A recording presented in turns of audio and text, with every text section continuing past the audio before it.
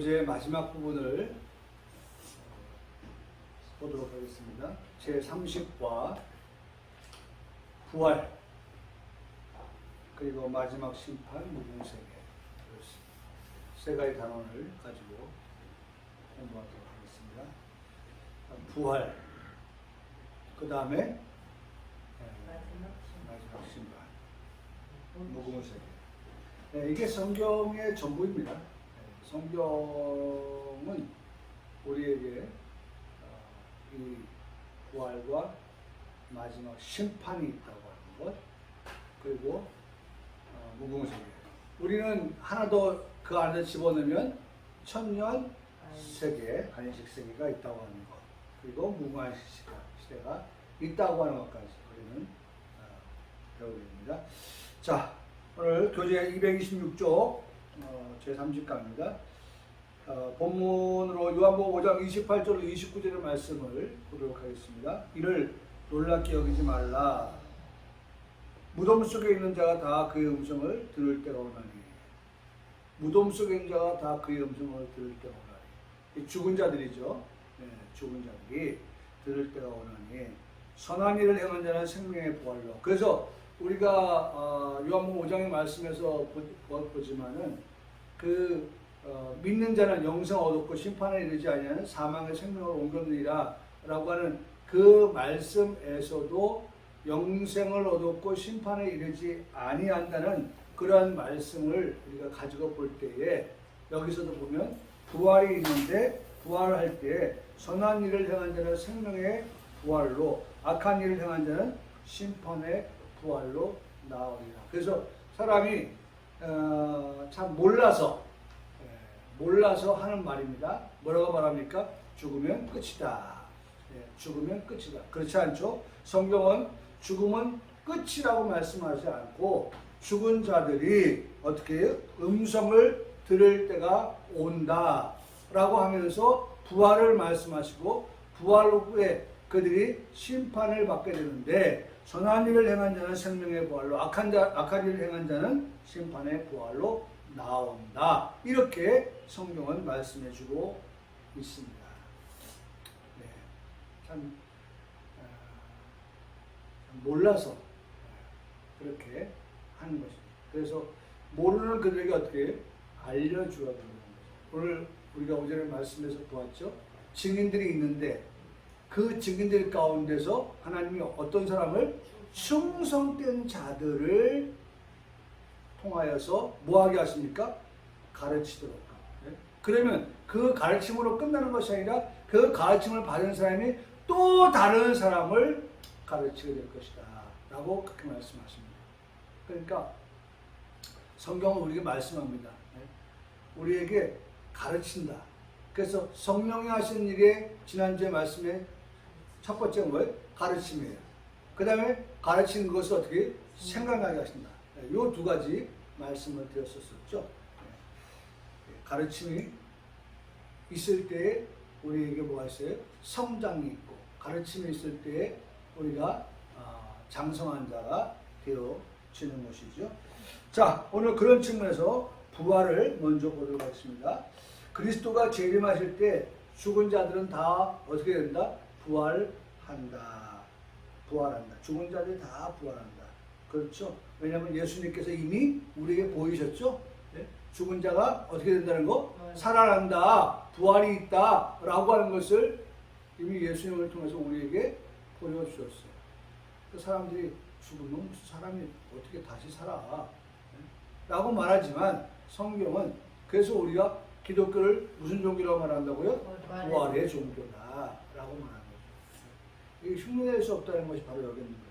기독교만이 말할 수 있는 그러한 부활. 뭐 예를 들어서 우리가 말하는 것처럼 석가모니가 죽었다가 부활했습니까? 아니죠. 예? 모하메드가 죽었다가 다시 살아났습니까? 아니죠. 공자가 죽었다가 다시 살아났습니까? 아니죠. 예? 그들이 말하는 4대 성인이라고 하는 그들 모두가 다 소크라테스, 예? 공자, 석가 그들 모두가 다 죽었다가 다시 살아난 일이 역사가 없습니다. 그러나 우리가 잘 알고 있는 우리가 믿는 예수 그리스도는 죽었다가 성경대로 3일 만에 다시 살아나셨다. 그래서 부활을 말할 수 있고 또 부활의 이후에 되어질 심판도 말씀해 주고 있다는 것입니다. 부활의 성격인 그리스도와 같은 육체적 부활이다. 그렇죠. 우리 지난주도 말씀드렸지만 예수님께서 부활하실 때에 이미 예수님께서 어떻게 내 손에 어떻게 못자고 옆구리에 창자고 그 다음에 제자를 찾아오셔서는 먹을 것을 조반을 차려주셔서 그들에게 생선을 주어 먹게 하셨던 그 모습, 이런 모든 일련의 예수님의 부활의 그 상징성, 이런 것들은 어떤 것을 말씀하느냐? 육체적인 부활이었다 라고 하는 것을 말씀해 주고 있다는 것입니다. 육체적인 부활이에요. 육체적인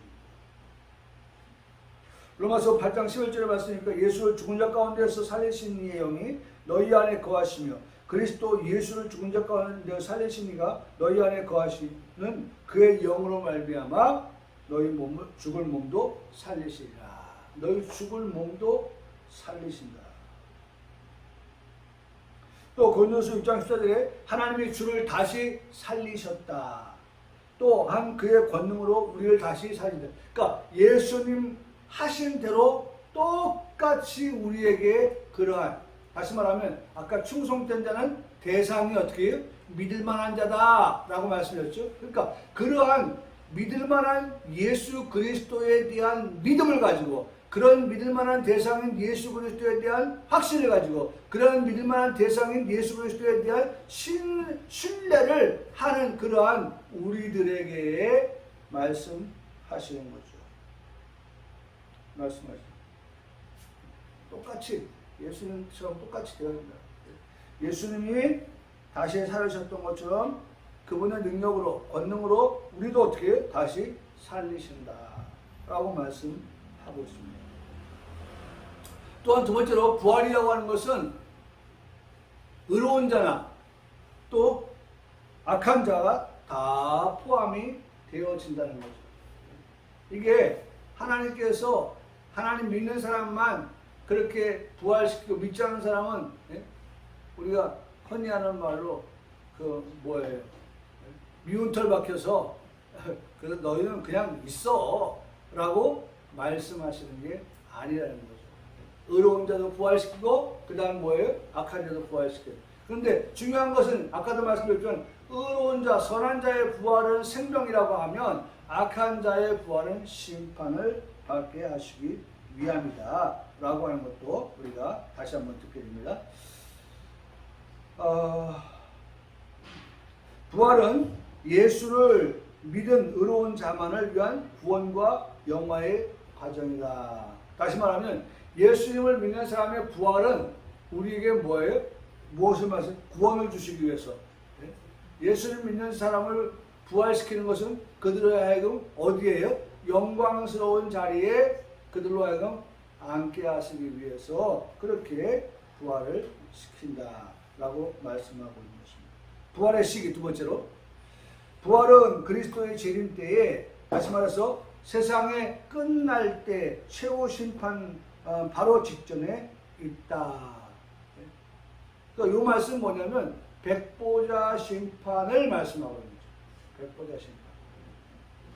그때에 모든 자들이 다 부활해서 이제 어떻게 심판을 받게 하신다. 전천후서를 주장과는 달리 한순간에 의인과 악인이 부활한다.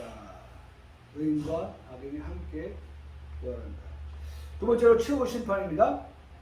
심판주와 그의 보조자들, 중보자이신 중보자, 우리 이미 봤죠? 네? 뭐예요? 네? 보혜사. 네? 보혜사. 보혜사는 세 가지라고 했죠? 첫째, 보혜사는 중보자. 그 다음에 위로자. 그 다음에 네, 변호자. 그렇죠? 잘 알아야 됩니다. 보혜사가 뭐냐? 네? 보혜사는 중보자이시다. 보혜사가 뭐냐? 위로자이시다. 보혜사가 뭐냐? 그 다음에 변호자이다.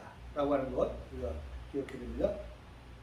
그러니까 중보자이신 그리스도, 여기도 그리스도를 뭐라고 했어요? 그리스도가 중보자이다. 다시 말하면 제2위이신 예수 그리스도는 중보자이시면서 그 중보자께서 죽으셨다가 하늘로 올라가실 때에 하나님의 나라로 다시 돌아가실 때에 다른 보혜사를 보내주신다고 말씀하심으로 삼위 성령 하나님을 보혜사를 보내주신다 라고 하는 것을 말씀하신 것이죠. 그래서 여기도 아주 정확히 우리 지난주에 배웠던 말씀 그대로를 우리가 지난주에 보혜사 성령이라고 하는 제목을 들었는데 여기서도 그 보혜사 중보자를 누구라고 말씀하고 있어요? 그리스도다. 예? 그래서 중보자이신 그리스도가 심판주가 된다. 그리스도는 그의 구속 사업에 대한 보상으로 심판주가 된다. 그러니까 보혜사 제2위이신 그 예수님은 중보자가 되시면서 그 다음에 뭐예요? 심판자가 되십니다. 다시 말하면 이런 거예요. 예수 그리스도가 중보자가 되는 것은 살릴 자를 다 어떻게 해요? 살리고, 다시 말하면 믿을 자를 다 믿게 하고, 또 다시 말하면 방주에 들어갈 자를 다 들어가게 하신 후에 2위이신 예수님께서 하신 일을 다 끝마치신 후에 어떻게 나머지에 대해서는 믿을 사람 믿어야 되는데 안 믿을 사람이 안 믿는 것은 극히 자연스러운 것인데 당연한 것인데 그런 그들에 대해서는 어떻게 하신다는 겁니까? 네? 심판주가 되신다 라고 말씀을 하시는 겁니다. 심판주가 되신다. 마태복음 25장에 인자가 자기 영광으로 모든 천사와 함께 올 때에 영광 가운데 오시는 주. 초림의 예수님은 영광 가운데 오시지 않았죠? 네? 그렇죠? 초라한 예수님. 예수님 나셨어도 모실 데가 없었던 그러한 예수님. 그러나 다시 오시는 주님은 영광 가운데 오신다. 네? 영광 가운데 오신다. 영광의 보좌에 앉으신다. 모든 민족을 그 앞에 모으고 각각 여기도 모은다고 그랬죠. 네? 아까 우리 오전에도 말씀에서 그 하나님께서 많은 사람들을 이렇게 증인으로 삼으시고 그 다음에 하나님의 충성된 자들을 사실은 모으시는 거예요. 네? 그들을 모아. 그래서 그들이 물 가운데, 불 가운데, 불꽃 가운데 지나갈 때라도 건너갈 때도 물불이 그들을 해하거나 상하지 못하게 하시는 그런 역사가 있다라고 말씀하고 있죠. 그러니까 지금 이 말씀에서 모아, 예? 그렇죠? 모으고 각각 구분하기를 목자가 양과 염소를 구분할 것 같이 하여 양은 오른편에 염소는 왼편에 두리라. 그때 임금이 그 오른편에 자들에게 이르시되 예? 내 아버지께 따라하시겠습니다. 복받을 자요. 복받을 자요. 그래서 오른쪽에 있는 자들에게 예? 양과 염소를 구분한다고 했으니까 양이지요. 양에게 복받을 자요 라고 말씀하신다는 것입니다. 여러분 오늘 그 복이 무엇입니까? 여기 제일 마지막 끝에 보면 의인들은 어디에 들어간다? 영생에 들어가리라. 그렇죠? 예? 복받을 자는 결과적으로 어떤 자들이냐? 네? 영생에 들어갈 자들이다 라고 말씀해 주고 있습니다. 인자이신 예수님이 영광의 보좌에 앉아서 모든 민족들의 사람들을 선악간에 다 심판하신다는 그런 모습의 말씀을 보게 되는 것입니다. 두 번째로 천사들은 그리스도를 보좌한다. 천사들은 그리스도를 보좌한다. 그렇죠? 오늘 우리가 날개 달린 천사만 생각하는 것이 아니라 메신저, 우리 교회에서 말씀드리죠. 메신저, 우리가 천사라고 하면 그 천사된 우리는 어떻게 그리스도를 뭐한다? 보좌한다.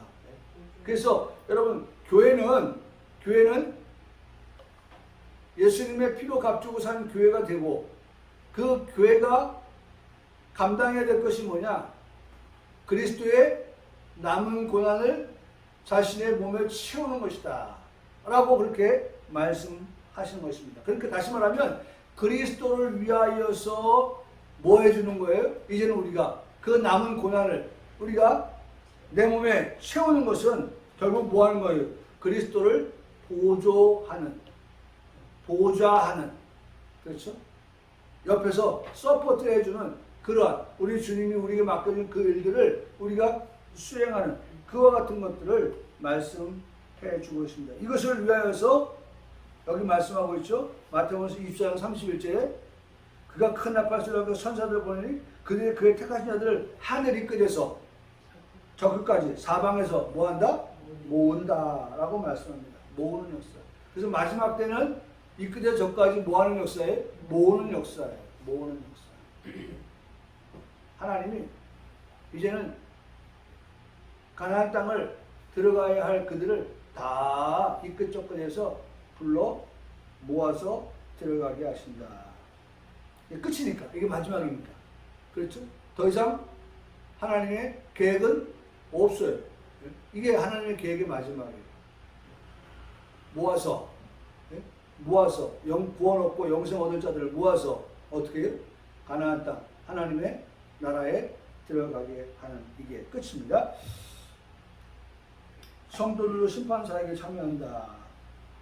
고린도서 6장 2절 4절에 성도가 세상을 판단할 것을 너희가 알지 못하느냐. 세상도 너희에게 판단을 받겠거든. 지극히 작은 일 판단하기를 감당하지 못하느냐. 우리가 천사를 판단할 것은 너희가 알지 못하느냐. 그러하거든 하면 세상 일이야.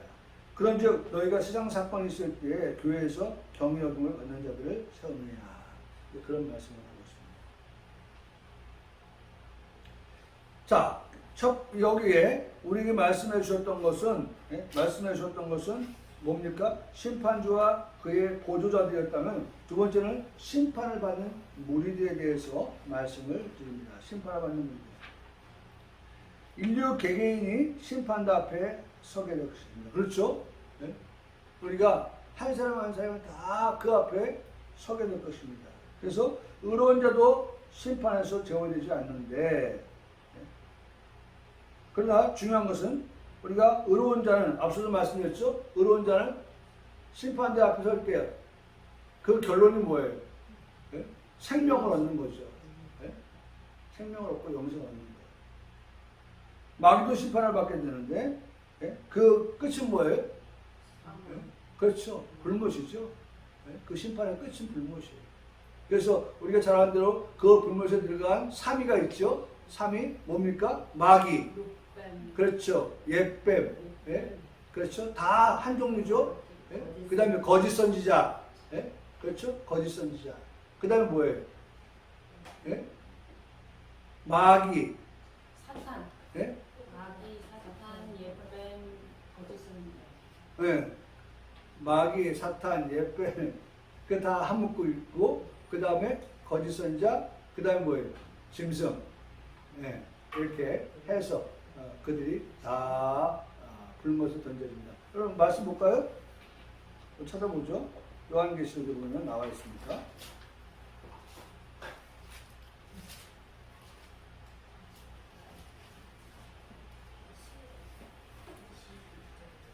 아.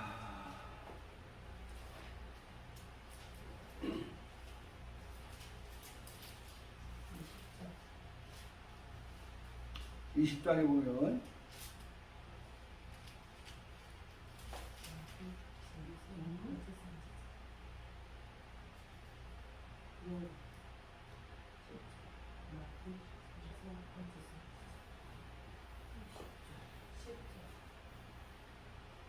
자, 20장 1절에도 용을 잡으니 옛뱀이요 마귀요 사탄이라 자와 천둥과 결박한다 그랬죠.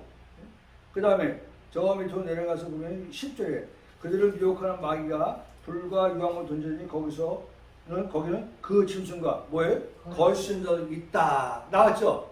네? 그러니까 이제 이미 뭐예요? 짐승과 거짓 선지자가 들어가 있고 마지막 최후에 뭐가 들어가요?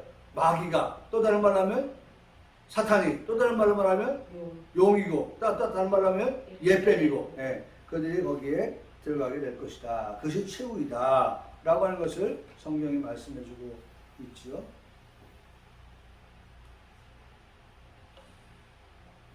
자, 세 번째 심판의 시기입니다. 언제 심판하느냐? 그러니까 뭐 이건 우리가 잘 알는 대로 세상 끝날이죠. 세상 끝날. 심판은 세상 끝날. 그게 그야말로 종말입니다. 세상 끝날. 죽은 자의 부활 후에 즉시 이루어진다. 심판의 시간은 기간과 시간은 알 수 있다 없다? 없다. 알 수 없다. 그렇게 말씀하죠. 자, 심판의 표준입니다. 230조. 심판의 표준. 모든 이방인들은 자연법에 따라서 그리고 하나님의 백성들은 계시된 의지에 따라서 심판을 받는다. 그렇죠? 하나님의 그 계시, 하나님의 뜻에 의해서 심판을 받게 된다. 자, 그리고 크게 세 번째 최후 상태. 여기 이제 이게 끝인데요. 이제 최후 상태 한번 봅니다. 최후 상태. 악인의 최후 상태인 것입니다. 지옥이라 불리는 형벌의 장소로 보내진다. 아까 우리가 읽었죠? 불못이다. 영원히 꺼지지 아니하는 불못이다. 거기에 들어가면 죽고자 해도 죽을 수가 없다.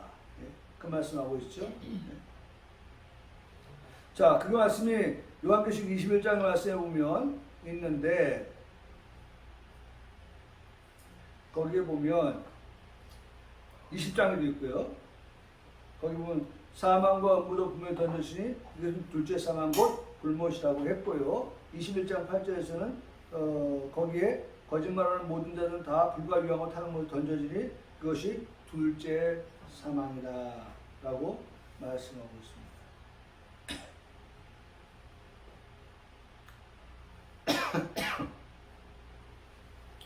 자, 그래서 이것에 대해서 지옥이라고도 하고 마태복음 13장은 풀무불이라고도 하고 요한계시록 20장으로 금방 봤던 불못이라고도 하고 베드로전서 3장에서는 옥이라고도 하면서 다른 장소 용어로 사용하고 있다.